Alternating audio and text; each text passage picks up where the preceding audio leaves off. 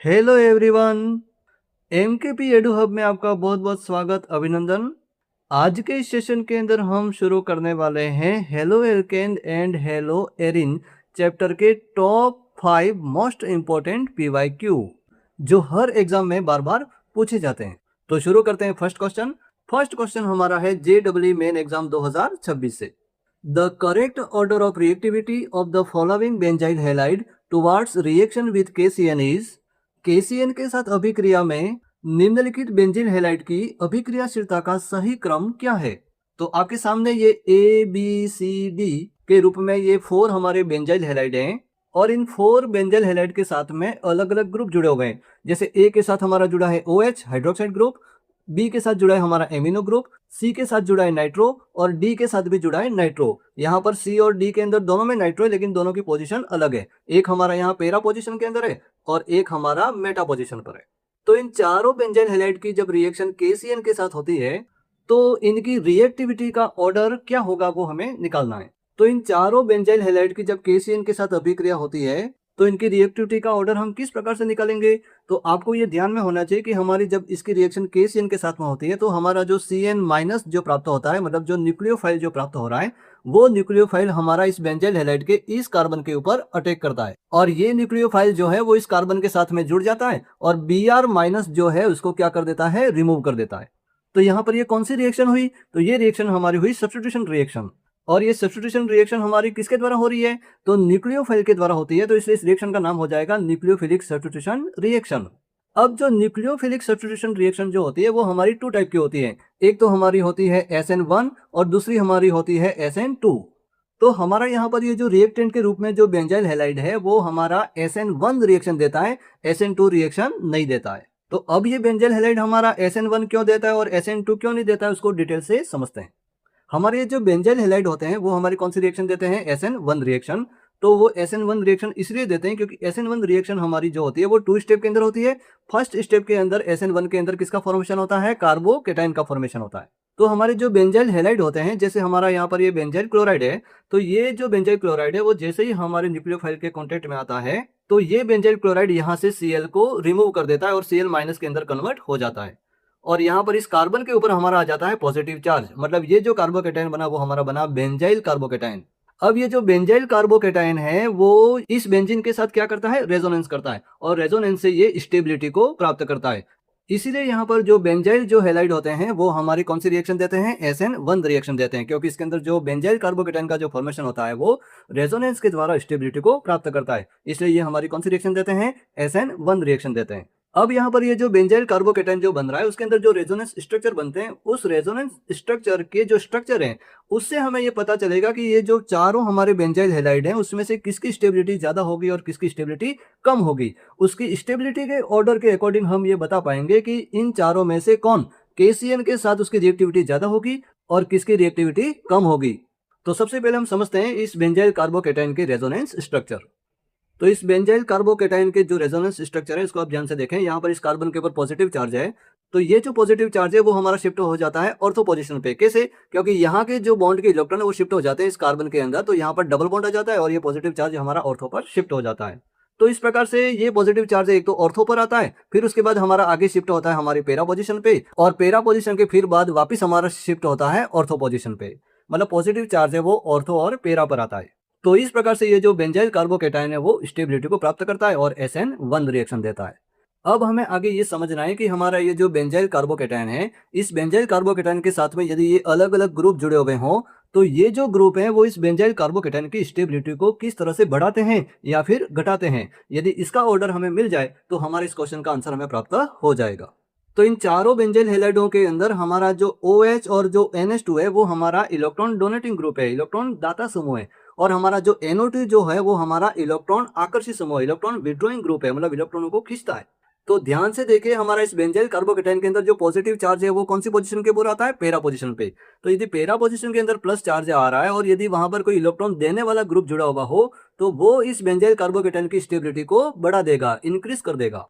और यदि इस बेंजाइल कार्बोकेटाइन की इस पेरा पोजीशन के अंदर यदि इलेक्ट्रॉन विड्रॉइंग ग्रुप जुड़ा हो, इलेक्ट्रॉन खींचने वाला यदि समूह जुड़ा हुआ हो, तो वो इस बेंजाइल कार्बोकेटाइन की स्टेबिलिटी को कम कर देगा।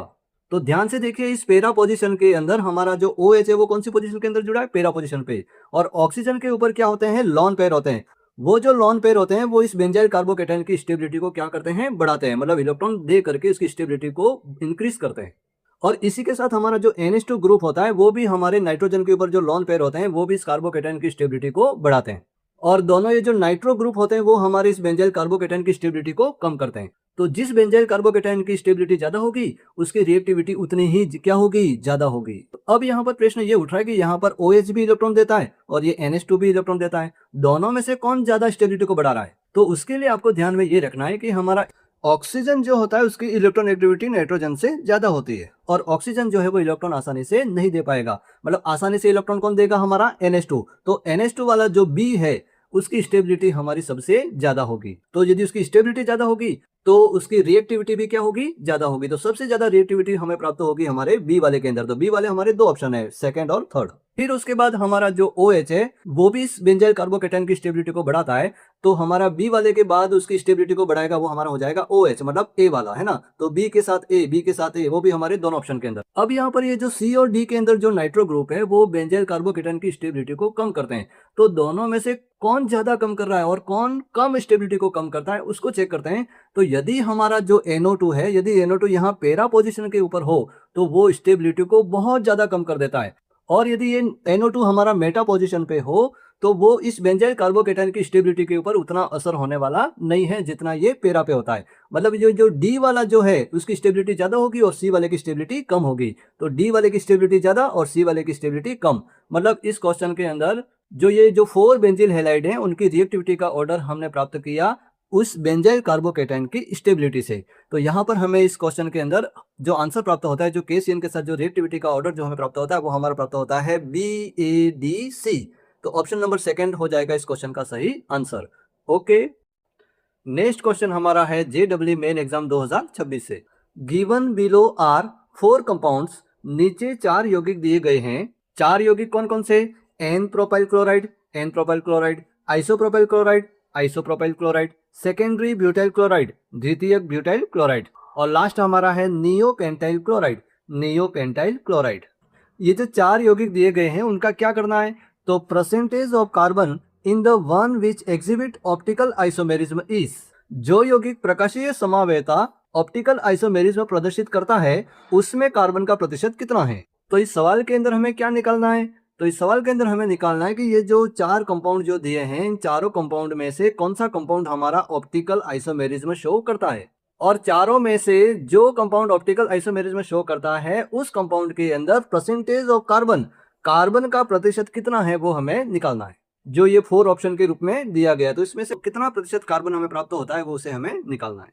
तो सबसे पहले हम ये चेक करेंगे कि इन चारों में से कौन सा कंपाउंड हमारा ऑप्टिकल आइसोमेरिज्म शो करता है। ऑप्टिकल आइसोमेरिज्म का मतलब इन चारों में से किसी एक कंपाउंड के अंदर ऐसा कंपाउंड होगा जिसमें किरेल कार्बन होगा। किरेल कार्बन का मतलब क्या, हमारा ऐसा कार्बन जिसके साथ में जुड़ने वाले जो चारों ग्रुप जैसे A, B, C और D चारों ग्रुप क्या हो, अलग अलग हो। यदि ऐसा कार्बन इन चारों में से किसी भी कंपाउंड में है तो वो हमारा ऑप्टिकल आइसोमेरिज्म प्रदर्शित करता है। तो चारों के स्ट्रक्चर को हम नोट करते हैं और फिर उसके बाद चेक करते हैं कि इसमें से किसमें किरेल कार्बन उपस्थित है। तो सवाल के अंदर जो 4 कंपाउंड आपको दिए हैं इन चारों के फॉर्मूले आपके सामने हैं। अब इन चारों के अंदर हमें चेक करना है कि किसमें हमारा किरेल कार्बन उपस्थित है। यदि किरेल कार्बन उपस्थित है तो वो हमारा ऑप्टिकल आइसोमेरिज्म शो करेगा। तो सबसे पहला कंपाउंड हमारा है N प्रोपाइल क्लोराइड के फॉर्मूले को आप ध्यान से देखिए। हमारा इसके अंदर ये जो कार्बन है जिसमें 3 हाइड्रोजन जुड़े हैं, मतलब ये किरेल कार्बन नहीं है।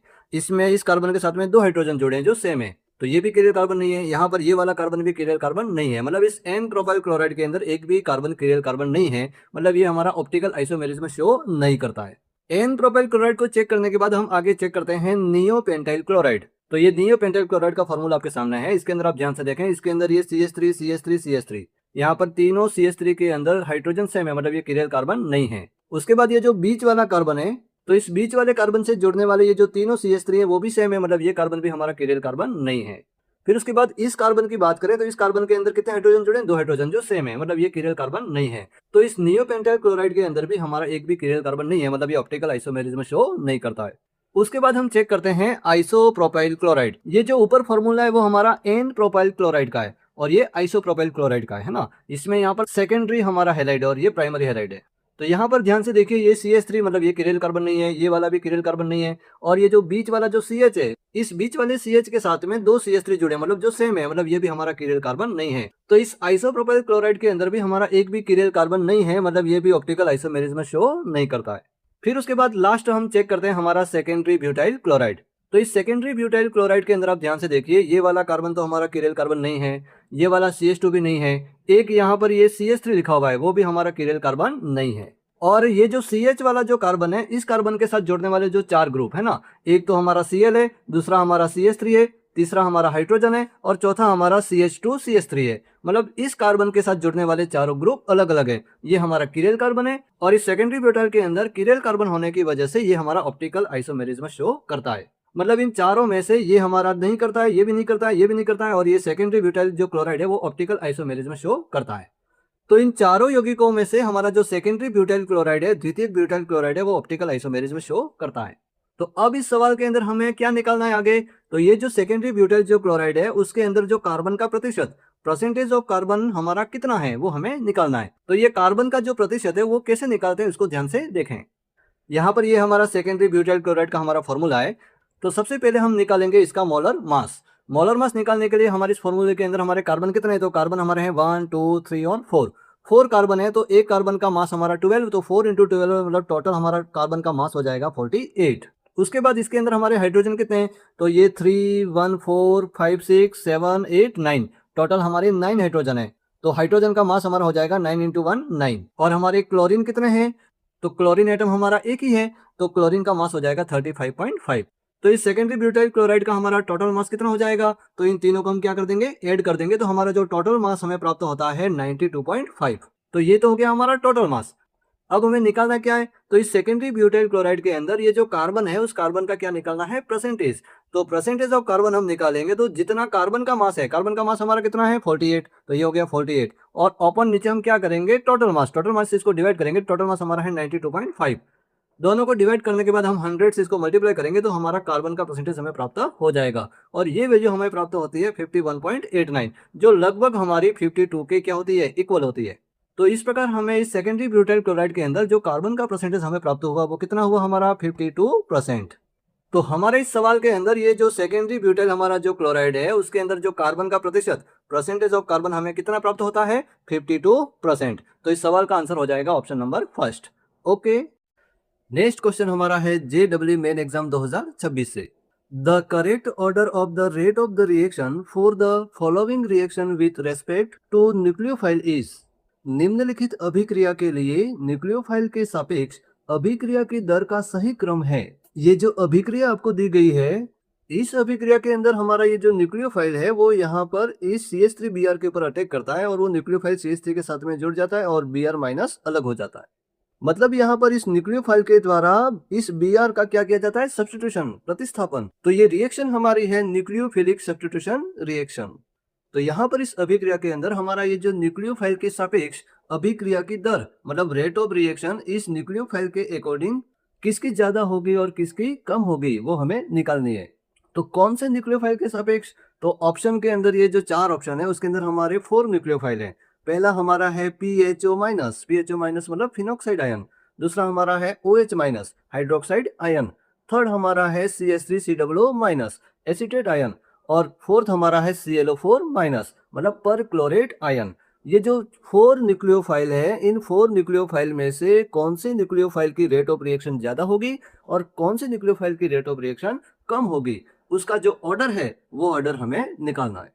तो ये जो 4 न्यूक्लियोफाइल है, उनकी रिएक्टिविटी का ऑर्डर हम कैसे निकालेंगे, तो रिएक्टिविटी का ऑर्डर हम निकालेंगे इन चारों की स्टेबिलिटी से। जिसकी स्टेबिलिटी ज्यादा होगी उसकी रिएक्टिविटी कम होगी, और जिसकी स्टेबिलिटी कम होगी उसकी रिएक्टिविटी ज्यादा होगी। तो किस न्यूक्लियोफाइल की स्टेबिलिटी ज्यादा है और किसकी कम है, वो हमें कैसे पता चलेगा, तो वो हमें पता चलेगा इन चारों के स्ट्रक्चर से। चारों के स्ट्रक्चर के अंदर किस में जो रेजोनेंस होता है, उस रेजोनेंस के अकॉर्डिंग हम ये बता पाते हैं कि इनमें से किसकी स्टेबिलिटी ज्यादा होगी और किसकी कम होगी। तो ये स्ट्रक्चर हमारा है ClO4 माइनस का, जिसमें सेंट्रल एटम हमारा क्लोरीन है और उसके चारों ओर जो 4 ऑक्सीजन जुड़े हुए हैं। तो यहाँ पर ये जो नेगेटिव चार्ज है, वो इन 4 जो चारों ऑक्सीजन है, इन चारों ऑक्सीजन के ऊपर रोटेट होता है। तो ये जो पर क्लोरेट आयन है, वो हमारा सबसे ज्यादा मोर स्टेबल होता है। फिर उसके बाद हमारा ये कौन सा आयन है, एसीटेट आयन। इस एसीटेट आयन के अंदर ये जो नेगेटिव चार्ज है वो इन दोनों ऑक्सीजन के ऊपर बार बार क्या होता है, रोटेट होता है। तो रोटेट होने की वजह से ये जो हमारा CH3COO- जो आयन है, कार्बोक्सिलेट आयन है, उसकी स्टेबिलिटी क्या हो जाती है, बढ़ जाती है। अब यहाँ पर अपने को ये देखना है कि ये जो ClO4- है उसके अंदर 4 ऑक्सीजन थे, जो नेगेटिव जो चार्ज था वो 4 ऑक्सीजन के ऊपर रोटेट होता है, और यहाँ पर CH3COO के अंदर 2 ऑक्सीजन के ऊपर रोटेट होता है। मतलब ClO4 की स्टेबिलिटी हमारी ज्यादा होगी, किससे, CH3COO- से। फिर उसके बाद हम तीसरा न्यूक्लियोफाइल हम लेते हैं PHO-। PHO- मतलब फिनोक्साइड आयन। फिनोक्साइड आयन जो होता है वो हमारा फिनोल से बनता है। फिनोल के अंदर जो हाइड्रोजन निकल जाता है तो वो हमारा बनता है फिनोक्साइड। तो इस फिनोक्साइड के अंदर क्या होता है कि ये जो बेंजीन है उसके साथ में जो नेगेटिव चार्ज जो चार्ज है उस बेंजीन के अंदर क्या करता है, रोटेट करता है। तो यहाँ पर ये जो नेगेटिव चार्ज हमारा एक तो ऑर्थो पे आता है, एक पैरा पे आता है, और वापस यहाँ पर ऑर्थो पे आता है। इस तरह से ये जो नेगेटिव चार्ज है वो बेंजीन के अंदर रोटेट करता है। तो यहाँ पर ये जो नेगेटिव चार्ज है वो कहाँ पर आ रहा है, हमारे कार्बन के ऊपर आ रहा है। इसीलिए यहाँ पर जो फिनोक्साइड आयन की जो स्टेबिलिटी होती है वो हमारी एसीटेट आयन और परक्लोरेट आयन से कम होती है। और हमारा लास्ट में जो OH- आयन है उसके अंदर किसी भी प्रकार का कोई रेजोनेंस होता नहीं है। तो ये हमारा सबसे कम स्टेबल है ना, लोएस्ट स्टेबल हमारा होता है OH-। तो इस क्वेश्चन के अंदर ये जो 4 न्यूक्लियोफाइल है इन चारों की स्टेबिलिटी का ऑर्डर हमें प्राप्त होता है कि सबसे ज्यादा स्टेबल होता है हमारा ClO4- परक्लोरेट आयन, उससे कम स्टेबल होता है हमारा एसीटेट आयन, कार्बोक्सिलेट आयन, उससे कम स्टेबल हमारा होता है फिनोक्साइड आयन, और सबसे ज्यादा कम स्टेबल होता है हमारा OH- आयन। तो ये तो ऑर्डर हो गया उसकी स्टेबिलिटी का। मतलब जिसकी स्टेबिलिटी ज्यादा होगी उसकी रिएक्टिविटी क्या होगी, कम होगी, मतलब उसकी रेट ऑफ रिएक्शन क्या होगी, कम होगी। तो यहाँ पर OH जो कम स्टेबल है उसकी रिएक्टिविटी ज्यादा होगी, मतलब उसकी रेट ऑफ रिएक्शन ज्यादा होगी। और ClO4- जिसकी स्टेबिलिटी ज्यादा है तो उसकी रेट ऑफ रिएक्शन कम होगी। तो यहाँ पर ये चार जो ऑप्शन है उसके अंदर हम चेक करते हैं कि हमारा जो OH- जो है उसकी स्टेबिलिटी कम है तो उसकी रिएक्टिविटी ज्यादा। तो OH- की रिएक्टिविटी यहाँ पर फोर्थ ऑप्शन के अंदर सबसे ज्यादा है, और सबसे कम रिएक्टिविटी हमारी होती है ClO4- की। तो बीच में हमारे कौन है, एक तो एसीटेट आयन और फिनोक्साइड आयन, इन दोनों का भी ऑर्डर सही है। मतलब हमारा जो ऑप्शन 4 है वो इस क्वेश्चन का हो जाएगा सही आंसर। ओके, नेक्स्ट क्वेश्चन हमारा है JEE मेन एग्जाम 2026 से। Consider the above sequence of reactions, the number of bromine atoms in the final product P will be. उपरोक्त अभिक्रियाओं के क्रम को ध्यान में रखते हुए अंतिम उत्पाद P में ब्रोमीन परमाणुओं की संख्या होगी। ध्यान से देखो, इस क्वेश्चन के अंदर आपको क्या पूछा गया है। इस क्वेश्चन के अंदर आपको पूछा गया है कि ये जो रिएक्टेंट है उसके ये क्रम से सीक्वेंस के अंदर ये सारी रिएक्शन हमें करवानी है, और जो फाइनल प्रोडक्ट जो बनेगा उस प्रोडक्ट के अंदर number of bromine atom, bromine परमाणुओं की संख्या कितनी होगी वो हमें निकालनी है। तो इस सवाल का आंसर हम कैसे निकालेंगे। तो इस सवाल का आंसर निकालने के लिए आपको ये जो रिएक्टेंट है उसकी इन सभी के साथ में जो रिएक्शन हो रही है वो रिएक्शन आपके ध्यान में होनी चाहिए। ये रिएक्शन यदि आपको आती है तो आपका ये जो फाइनल प्रोडक्ट जो P बनेगा उसका आंसर आप निकाल पाओगे। और जब फाइनल प्रोडक्ट P मिल जाएगा तो उसके अंदर number of bromine atom, bromine परमाणु की संख्या आपको प्राप्त हो जाएगी। वैसे ये जो रिएक्शन है वो बिल्कुल सिंपल सिंपल रिएक्शन है, बिल्कुल बेसिक रिएक्शन है। यदि आपने इस चैप्टर को सही ढंग से पढ़ा हो तो इसका आंसर आपको 100% मिल जाएगा। तो यहाँ पर ये जो रिएक्शन दी है उन सभी को हम सॉल्व करते हैं और हमारा जो फाइनल प्रोडक्ट है उसको हम प्राप्त करते हैं। तो उसके लिए आप ध्यान से देखें कि ये आंसर कैसे निकालते हैं। तो ये हमारा रिएक्टेंट है नाइट्रोबेंजीन। इसकी रिएक्शन हम ये जो हमारे सीक्वेंस में जो रिएक्टेंट है उनके साथ में हम रिएक्शन करवाते हैं, और जो फाइनल प्रोडक्ट हमारा ये बन रहा है वो हम कैसे प्राप्त करते हैं इसको समझते हैं। तो सबसे पहले इस नाइट्रोबेंजीन की हम रिएक्शन करवाते हैं Br2 FeBr3 के साथ। तो इस रिएक्शन के अंदर हमारा जो Br जो प्लस होता है वो हमें इलेक्ट्रोफाइल के रूप में प्राप्त होता है। तो यहाँ पर ये Br प्लस इस बेंजीन के ऊपर इलेक्ट्रोफाइल के रूप में अटैक करेगा और यहाँ से हाइड्रोजन को निकल देगा। मतलब यहाँ जो रिएक्शन होगी वो हमारी होगी इलेक्ट्रोफिलिक सब्स्टिट्यूशन रिएक्शन। तो हमारा यहाँ रिएक्टेंट कौन है, नाइट्रोबेंजीन। तो नाइट्रोबेंजीन का जो नेचर होता है वो मेटा डायरेक्टिंग होता है। मतलब जो Br प्लस जो जुड़ेगा वो हमारा मेटा पोजीशन पे जुड़ेगा, ऑर्थो और पैरा पे नहीं जुड़ेगा। क्यों नहीं जुड़ेगा, क्योंकि NO2 का जो नेचर होता है वो मेटा डायरेक्टिंग होता है। मतलब जो आने वाला जो इलेक्ट्रोफाइल है उसको मेटा पर जोड़ता है। तो इस प्रकार हमारा जो Br प्लस है वो इसके अंदर ये जो मेटा पोजीशन है वहां पर जुड़ जाता है, और जो कंपाउंड हमारा बनता है उसका नाम हमारा होता है 3 ब्रोमो नाइट्रोबेंजीन। फिर उसके बाद हमारा यहाँ पर जो 3 ब्रोमो नाइट्रोबेंजीन बना है उसकी रिएक्शन हम करवा रहे हैं SnHCl। SnHCl के साथ में जब हम करवाते हैं रिएक्शन तो यहाँ पर रिडक्शन होता है। क्या होता है, अपचयन। तो किसका रिडक्शन होता है, तो इस 3 ब्रोमो नाइट्रोबेंजीन के अंदर ये जो नाइट्रो है उसका हमारा रिडक्शन होता है, और ये जो NO2 है वो चेंज हो जाता है हमारा NH2 के अंदर। तो यहाँ पर जो नया कंपाउंड जो हमारा बनता है उसका नाम क्या हो जाएगा, 3 ब्रोमो एमिनो बेंजीन या 3 ब्रोमो एनिलिन। अब यहाँ पर ये एनिलिन बनने के कारण ये जो कंपाउंड हमें प्राप्त होता है उसका हमें क्या करना पड़ता है, पीएच न्यूट्रलाइजेशन। तो जो भी हमारे कार्बोनिक यदि अम्ल होते हैं जो बेंजीन के साथ जुड़ते हैं या फिर जो एमिनो ग्रुप रहते हैं उनका हमें क्या करना पड़ता है, पीएच न्यूट्रलाइजेशन करना होता है। तो इस 3 ब्रोमो एमिनो बेंजीन का पीएच न्यूट्रलाइजेशन के बाद उसकी रिएक्शन हम करवाते हैं Br2H2O के साथ, मतलब ब्रोमीन वाटर के साथ में इसकी रिएक्शन करवाते हैं। तो ब्रोमीन वाटर के साथ जब इसकी रिएक्शन करवाते हैं तो ब्रोमिनेशन होता है। ब्रोमिनेशन का मतलब इस बेंजीन के जितने भी ऑर्थो और पैरा पोजीशन है वहां पर हमारा जो Br जो एटम है वो जुड़ जाता है। जैसे ये तो हमारा पैरा पे हो गया और ये दोनों हमारे ऑर्थो पे हो गए। तो यहाँ पर ब्रोमीन वाटर के साथ में इसकी रिएक्शन करवाते हैं तो ये हमारा ब्रोमिनेशन होता है, जिसमें ब्रोमीन के दोनों ऑर्थो और पैरा पोजीशन पर हमारा Br जुड़ जाता है। तो ब्रोमिनेशन से ये जो कंपाउंड बनता है उसका नाम हमारा हो जाएगा 2,3,4,6 टेट्रा ब्रोमो एमिनो बेंजीन। अब ये जो कंपाउंड प्राप्त हो रहा है उसकी रिएक्शन हम करवाते हैं Na और HBr के साथ। तो एमीन की रिएक्शन जब हम Na और HCl के साथ या HBr के साथ हम करवाते हैं तो इसका डाई एजोटाइजेशन होता है, डाई एजोटीकरण होता है।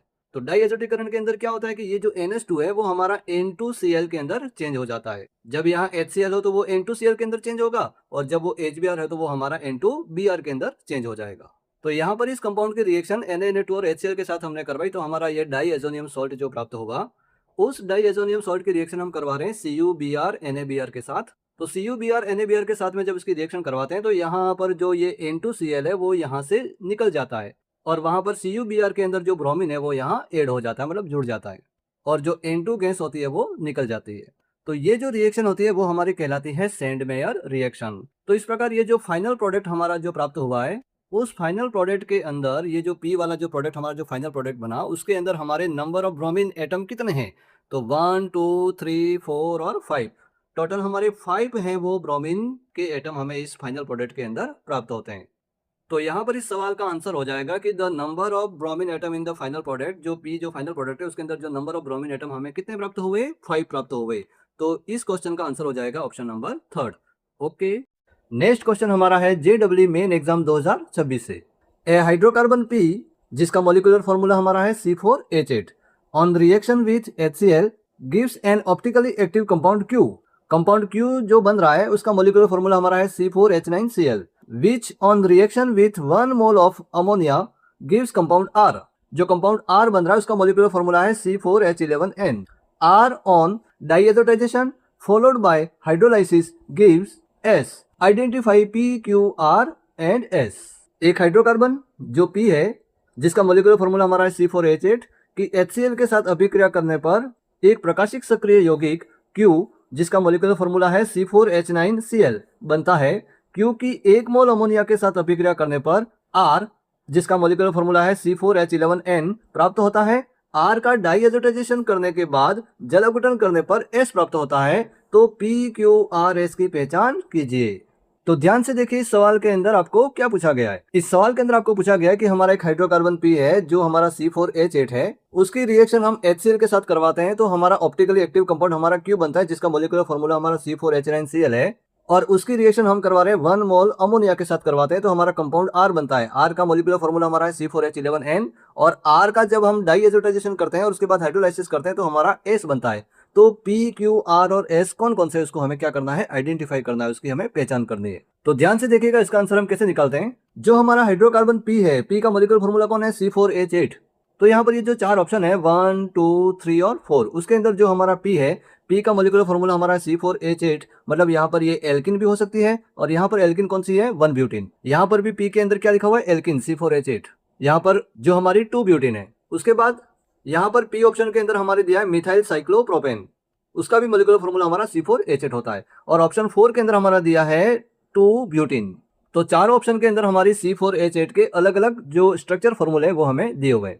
अब आगे हमें क्या करना है कि इसकी रिएक्शन करनी है, रिएक्शन विथ HCl। तो जब HCl के साथ रिएक्शन करते हैं तो ऑप्शन फर्स्ट के अंदर हमारा ये वाला कंपाउंड बन रहा है, ऑप्शन सेकंड के अंदर जो Q का फॉर्मेशन हो रहा है वो हमारा ये है, ऑप्शन थर्ड के अंदर Q का फॉर्मेशन हो रहा है वो हमारा ये रहा और ऑप्शन 4 के अंदर हमारा ये रहा।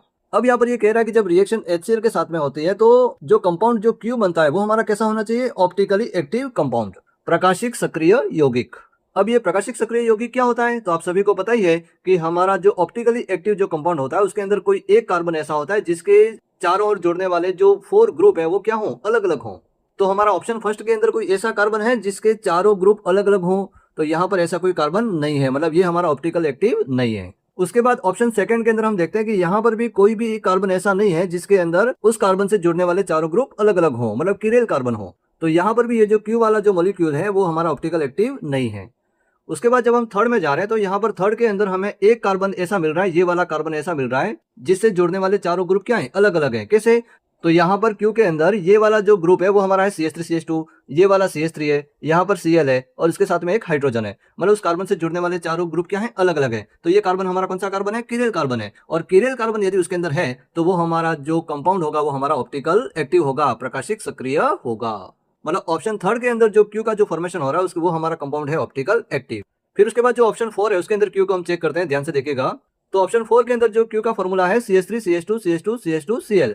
मतलब चारों कार्बन में कोई भी कार्बन ऐसा नहीं है जिसके चारों और चारों ग्रुप अलग अलग जुड़े हो। मतलब ये वाला जो कंपाउंड है वो भी हमारा ऑप्टिकल एक्टिव नहीं है। तो यहाँ पर ये क्लियर हो गया कि हमारा जब क्यू है जो ऑप्टिकल एक्टिव हमारा फर्स्ट वाले में नहीं है, सेकंड वाले में नहीं है, थर्ड वाले में है और फोर्थ वाले में नहीं है। तो यदि यूं तो देखा जाए तो हमारा इस क्वेश्चन का जो आंसर हमें डायरेक्ट प्राप्त हो रहा है ऑप्शन नंबर थर्ड। लेकिन आगे अब उसको और हम चेक करते हैं कि हमारे जो आर और एस जो है वो हमारे इस ऑप्शन के अंदर दिए वो है या नहीं। तो अब हमारा जो क्यू ये जो बन रहा है उसकी रिएक्शन हम करवाते हैं which on reaction with 1 mole of ammonia. तो इसकी रिएक्शन हम करवा रहे हैं किसके साथ में, अमोनिया। अमोनिया मतलब NH3। तो जब NH3 के साथ में इस क्यू की रिएक्शन करवाते हैं तो हमारा जो आर प्रोडक्ट बन रहा है वो हमारा क्या बन रहा है, एमीन बनता है। तो यहाँ पर अमोनिया का एक हाइड्रोजन और यहाँ से Cl दोनों निकल जाते हैं, HCl के रूप में बाहर निकल जाते हैं और ये जो NH2 है वो Cl की जगह जुड़ जाता है। मतलब ये एमीन का क्या होता है, फॉर्मेशन। मतलब जो R जो है वो भी हमारा सही है। अब उसके बाद जो कंपाउंड हमारा R बना है उस R की रिएक्शन हमें करवानी है R ऑन डाइएजोटाइजेशन। तो डाइएजोटीकरण हम कैसे करते हैं, तो इस एमीन की हम रिएक्शन करवाते हैं, एक तो NaNO2 और प्लस HCl। तो इस एमीन की रिएक्शन हम जब हम NaNO2 और HCl के साथ करवाते हैं तो हमारा डाइएजोनियम सॉल्ट, डाइएजोनियम लवण प्राप्त होता है। कैसे? तो ये जैसे CH3 का CH3 हो जाएगा, ये CH2 का CH2, उसके बाद में ये जो CH है उस CH के साथ में हमारा जुड़ जाएगा डाइएजोनियम सॉल्ट मतलब N2Cl, जिसमें N2 के ऊपर हमारा प्लस रहेगा और Cl के ऊपर हमारा क्या रहेगा, माइनस, और लास्ट में कौन आ जाएगा, CH3। तो इस प्रकार से ये डाइएजोटाइजेशन करते हैं तो हमारा डाइएजोनियम सॉल्ट प्राप्त होता है और उस डाइएजोनियम सॉल्ट का हमें क्या करना है, फॉलोड बाय हाइड्रोलाइसिस, उसका आगे हमें करना है जल अपघटन। तो जल अपघटन करने के बाद क्या होता है कि ये जो N2Cl है वो यहाँ से हट जाता है और इस कार्बन के साथ में कौन जुड़ जाता है, OH। मतलब यहाँ पर क्या प्राप्त हो जाता है, एल्कोहल प्राप्त हो जाता है। तो हमारा जो S प्राप्त होता है वो S कौन होना चाहिए, हमारा एल्कोहल। ये वाला फॉर्मूला हमारा होना चाहिए। तो क्या ये फॉर्मूला हमारा S में है, यस बिल्कुल हमारा S के अंदर यही बन रहा है। तो इस प्रकार हमारे इस क्वेश्चन के अंदर जो P, Q, R और S जो है वो हमारे हैं ऑप्शन नंबर थर्ड के अंदर। ये जो P, Q, R, S के जो मॉलिक्यूल बने वो हमारे सही हैं। तो इस क्वेश्चन का आंसर हो जाएगा ऑप्शन नंबर थर्ड। ओके।